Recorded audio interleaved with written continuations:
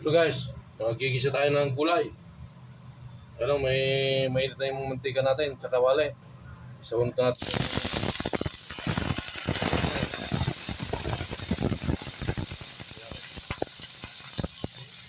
Tuloy-tuloy lang pag-isa guys. Hanggang na magkulay brown. Ito na guys, medyo kulay brown na. Lagyan na natin yung kamalit sa bigya.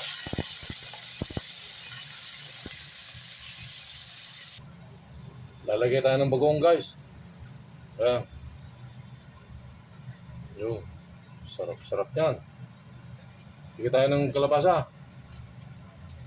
Yummy, yummy. Lagyan na natin itong talong. Yummy, yummy, yummy. Lagyan natin itong ampalaya. Bunga ng ampalaya. Yummy, yummy. Lapit ng maluto guys. Halo-haloin lang natin.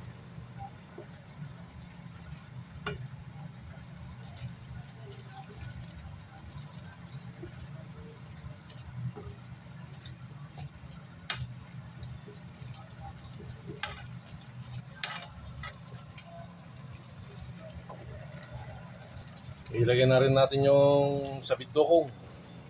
Yan. You know? Yan ang the best in the forest.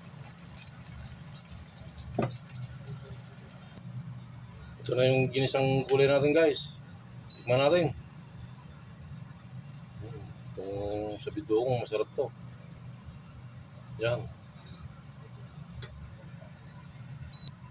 Para sa inyo ang unang subo.